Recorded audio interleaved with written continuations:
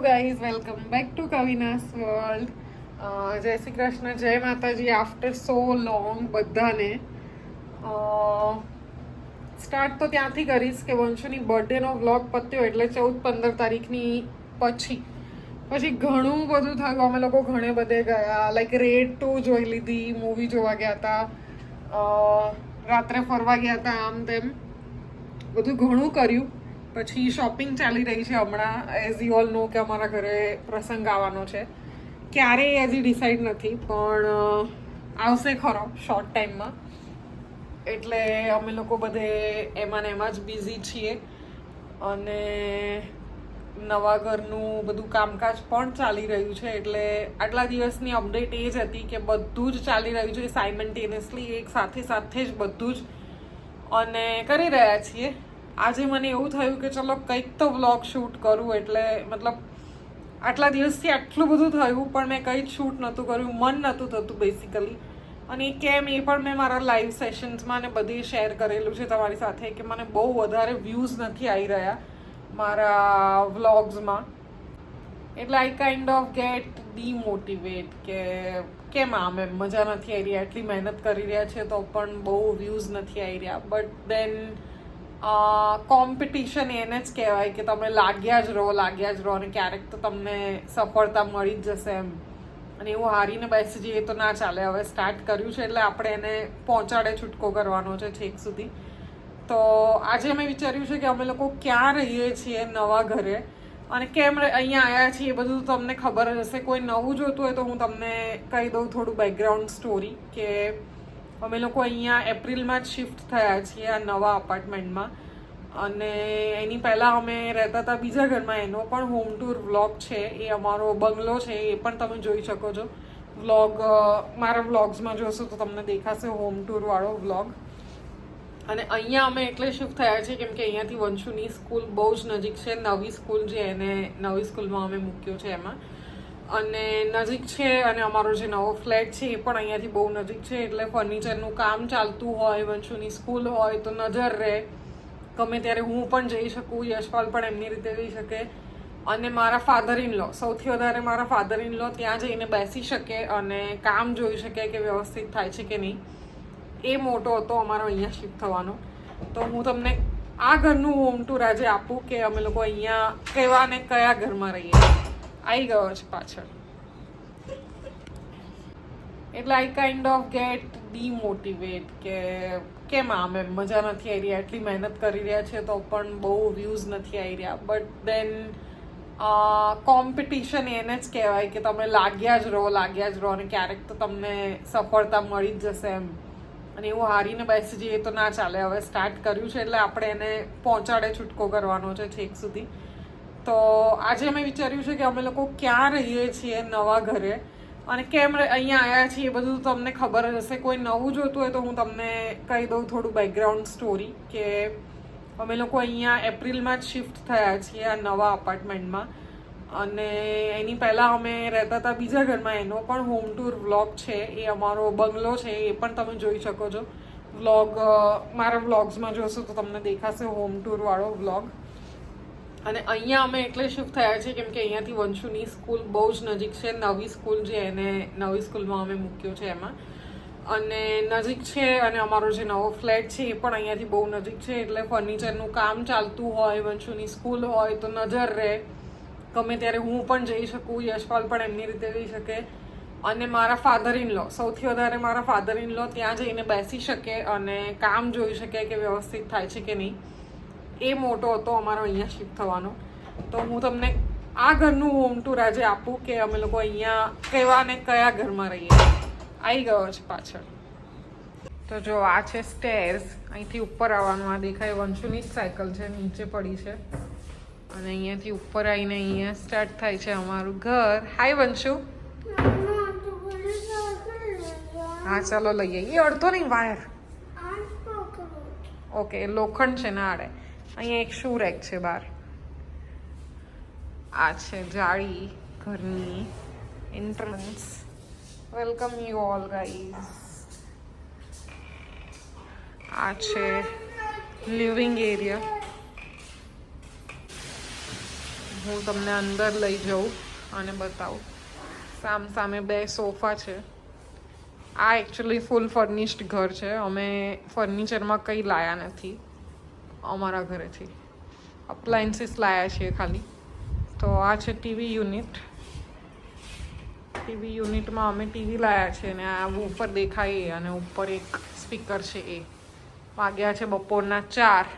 આ બધું પડ્યું છે વંશુની રમવાની વસ્તુઓ, એના કલર્સ ને એવું. વંશુ ચપ્પલ બહાર કાઢો બેટા, લઈ આવું છું. અહીંયાથી ચાલુ થાય છે કિચન. કિચનમાં પણ આવા શેલ્ફ આપેલા છે, એટલે અત્યારે તો બધું મૂકી જ દીધું છે એમને. આ છે નળી. નળીમાં અમારો રહે છે રોજનો નાસ્તો. 3 ડબ્બા ઉપર ભરે, એમાંય નાસ્તો જ છે, ફૂલ ઓન નાસ્તો ચા સાથે. આ બધા અમારા રોજનું થોડુંક જરૂરિયાતનું જે હોય એ. આ સાઈડ છે કિચન. કિચન પણ ફર્નિશ્ડ જ હતું, as you all can see. દેખાય છે બધા જ ડ્રોર્સ છે. ગેસ અમે લઈને આવ્યા હતા. આરો પણ હતું અહીંયા જ. અને ફ્રીજ અમે લઈને આવ્યા હતા ત્યાંથી.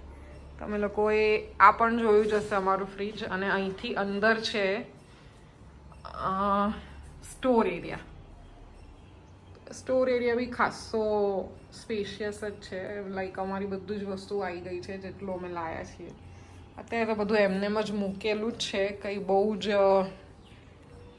એ રીતે નથી મૂક્યું, કેમ કે અમે બધી વસ્તુ લાવ્યા પણ નથી. બહુ જ લિમિટેડ વસ્તુ લઈને આવ્યા છીએ.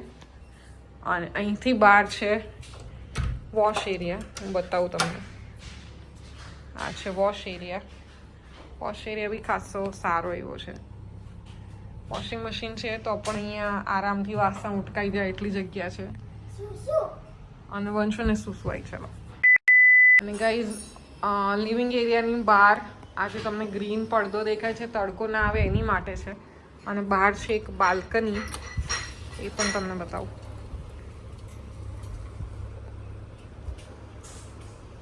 બહુ જ તડકો છે, સો મચ ઓફ હીટ. તમે સમજી શકો છો આટલી ગરમીમાં પણ હું તમારા લોકોને બતાવવા માટે મારો વ્લોગ શૂટ કરી રહી છું. ને આ ડોરમેટ પણ લેવાનું રહી ગયું છે આજે. અહીં પાછળ છે બંગલોઝ. તો બંગલોઝ કેટલા સરસ છે. ચલો કરી દઈશું બંધ.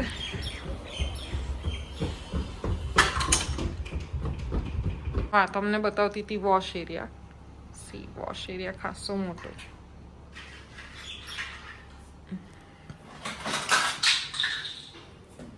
અહીં પડ્યા છે આ વાસણ. હમણાં રાધાબેન ઉઠકીને ગયા એ.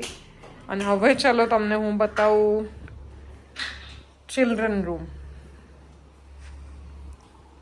અને તમને બધાને ખબર છે કે આ રેન્ટેડ અપાર્ટમેન્ટ છે, એટલે અમે કોઈ જ સામાન લઈને આવ્યા નથી. એટલે આ રૂમ એમનેમ જ ખાલી અમારો ડમ્પિંગ ઝોનની જેમ છે. બધું જ વસ્તુ અહીંયા એમ જ પડ્યું હોય છે.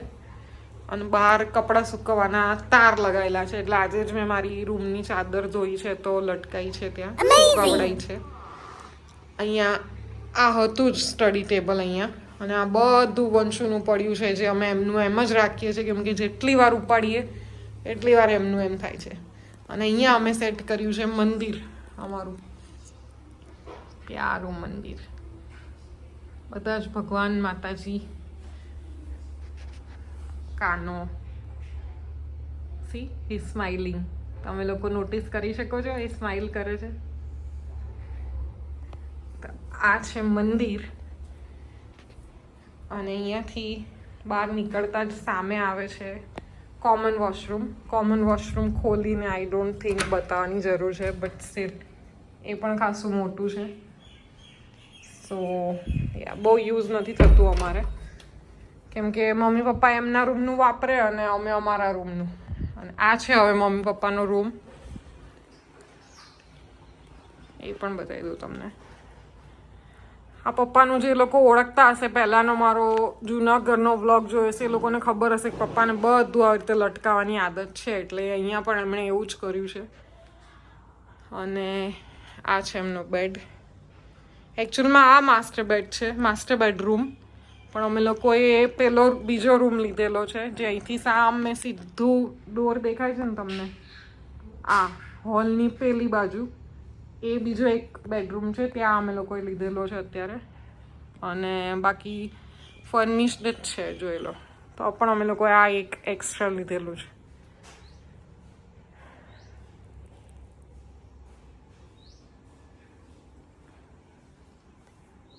અને અહીંયાથી અહીંયા છે એ લોકોના રૂમનું વોશરૂમ. ચલો હવે હું તમને લોકોને બતાવું મારો રૂમ. મારો નહીં, યશપાલનો. વંશુ અગેન અહીંયા રમી જ રહ્યો છે.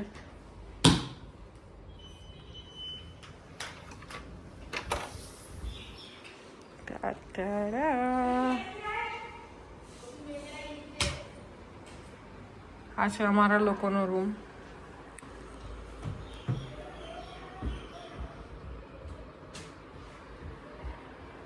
આ પણ ફર્નિશ્ડ જ છે, કબર્ડ્સ ને બધું જ છે. વંશુ પણ દેખાતો હશે તમને. હાઈ કરી દે બેટું. 2121 યસ. અને હિયર આઈ એમ. દેખાતું નથી. એક સાઈડ ટેબલ છે. અહીંયા મેં મારું બધું રોજનું જે વપરાતું હોય એ બધી વસ્તુઓ મૂકી દીધી છે. સામે મિરર છે, મિરરમાં હું ને વંશુ દેખાઈએ છીએ. અને આ અમારા રૂમના કર્ટેન્સ છે અને ઉપર એસી.